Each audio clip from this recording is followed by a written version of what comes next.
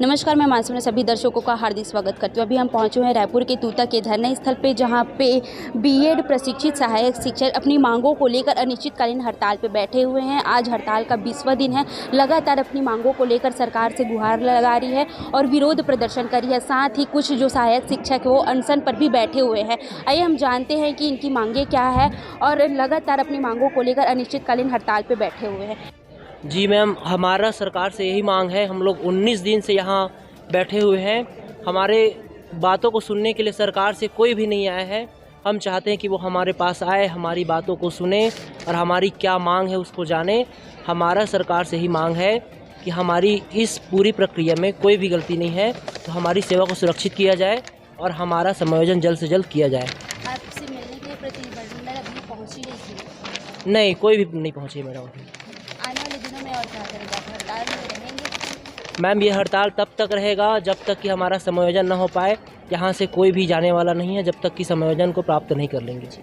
आप क्या कहेंगे? अनशन पर बैठे हुए हैं और लगातार अनिश्चितकालीन हड़ताल जारी है। हम बार बार सरकार से दरख्वास्त यही कर रहे हैं कि हमारी नौकरी सुरक्षित रखें।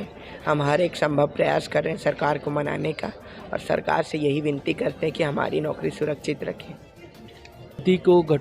समिति का गठन कर हमारी ध्यान भटकाने की कोशिश की जा रही है। हमारी मांग की यह पूर्ति नहीं है। हम चाहते हैं कि हमारा जल्द से जल्द समायोजन हो जाए। हम यहाँ पे कब तक बैठे रहेंगे? हमारे पास हमारा परिवार है जिसकी हमें मदद करनी है। आर्थिक तौर पे हम उतने सशक्त नहीं हैं। सरकार क्या चाहती है? सड़कों पे तो आ चुके हैं, पूरी परिवार अब सड़कों पे आ जाएगी। ये शासन की नाकामी है। हमें जल्द से जल्द समायोजन चाहिए। हमें कोई ना कोई पद में आप नियुक्त करिए।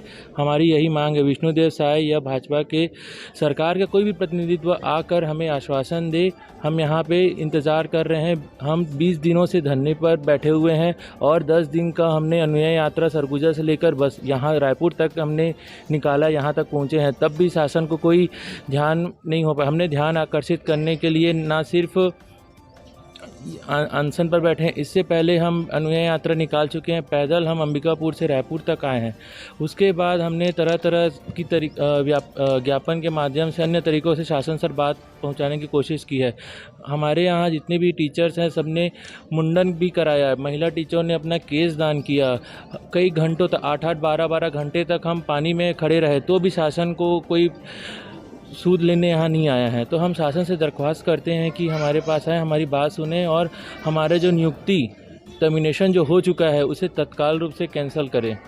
लगातार आप विरोध प्रदर्शन किए, पद यात्रा निकालकर और अन्य अनूठा प्रदर्शन किए, तो आने वाले दिनों में क्या उग्र आंदोलन करेंगे?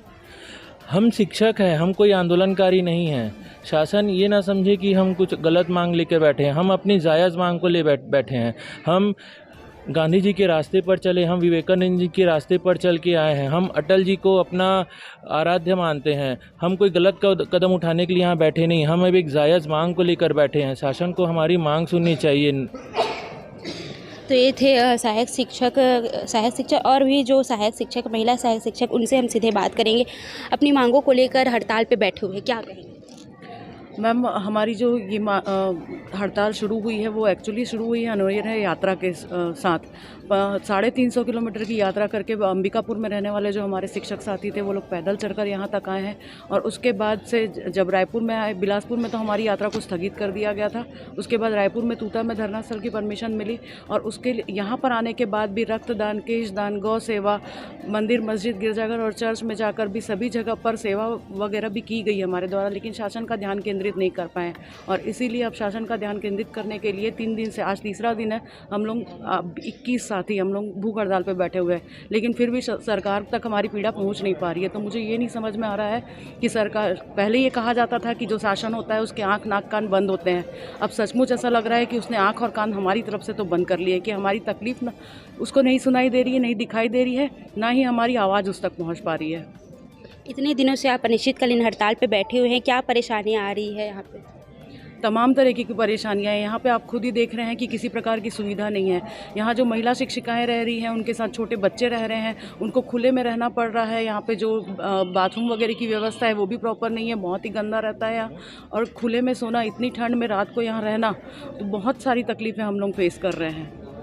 आप क्या कहेंगे? शासन प्रशासन से क्या अपील करेंगे? मैडम मैं यही बोलना चाहती हूँ कि हमारा टर्मिनेशन किए बिना हमें कहीं ना कहीं समायोजित करें, हमारी नौकरी सुरक्षित करें और कुछ नहीं।